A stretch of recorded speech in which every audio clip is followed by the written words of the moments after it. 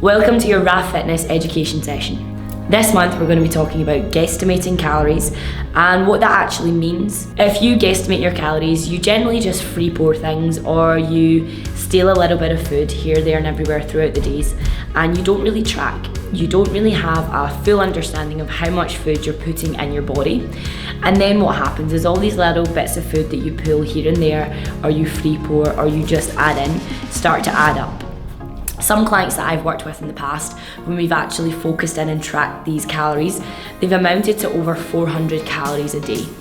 Can you imagine? You think you're doing so well following your diet plan, you're following it 1,500 calories a day consistent, but you're adding in all these little bits, maybe from the kids' meal, maybe from that biscuit that someone offered you in the office, maybe you just pour your rice into the pan. You don't really have much concept about the actual portion size you're eating. We call this guesstimating calories. And what this does is it means you're probably eating more than what your body needs.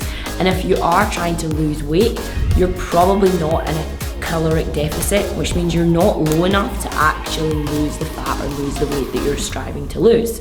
What's quite frustrating about this is currently in the UK, it is so easy to track your calories. Every single thing you buy, food packaging wise, has got what we call the traffic light system on it. Now that traffic light system shows you the number of carbs, fats and proteins, and whether it's a red, amber or a green for your food group for your daily quantity. Now, whilst I have a massive argument about the number of calories that the UK government decides we should all be eating in a day, that is irrelevant to this topic right now. What you need to be focusing in on is the calories and the quantity of portion size that is on those packs when you buy them, and actually following the guidelines of those packs. You can also just scan the barcode of the pack with an app like MyFitnessPal and track that food quantity. Therefore, you know specifically how much you are eating based on the portion control that it tells you and based on how much of that food source that you've bought and put in your body. So your education and your focus for this month, I want everybody to become a little bit more aware of the food that they're eating, to remove this guesstimation of calories for at least 1 week and really start to get a firm understanding of the food portions that you are eating on a day-to-day basis.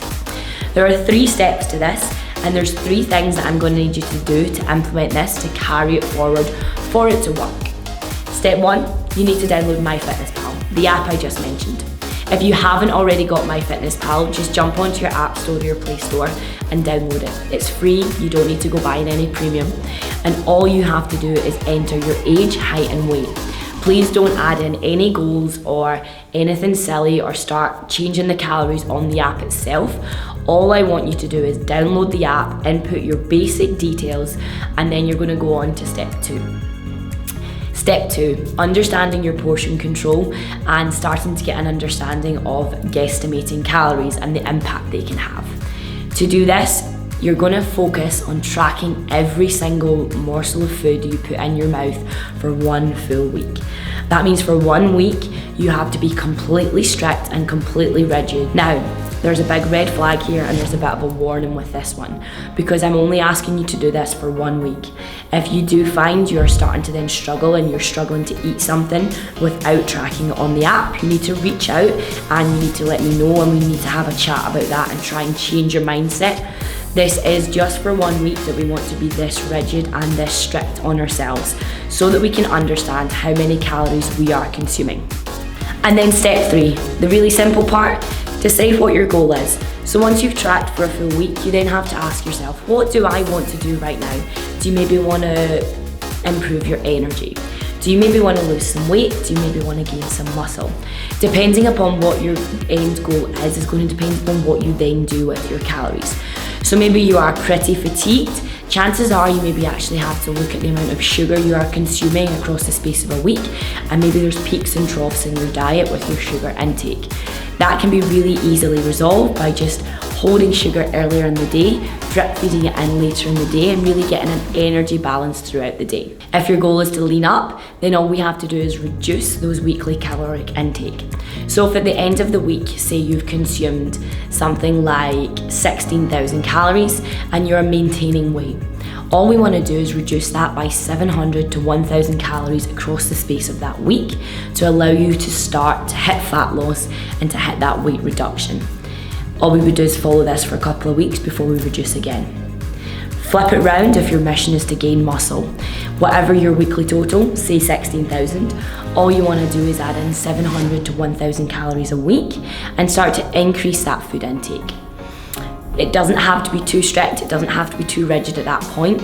You can start to guess some things again, but the thing is you need to understand that all these extras that you were putting in either have to come out or they have to increase. I hope you're all still with me. Remember, if things aren't working and you're not getting the results that you want, you have to go back to the tracking and you have to be strict on yourself. The only way this is really going to work and you're really going to see the results that you are so desperate to have is if you track. If you're not tracking, you cannot turn around and say it's not working, because if we don't know what you're putting in your body, we cannot help you figure out what you need to take out to make things better.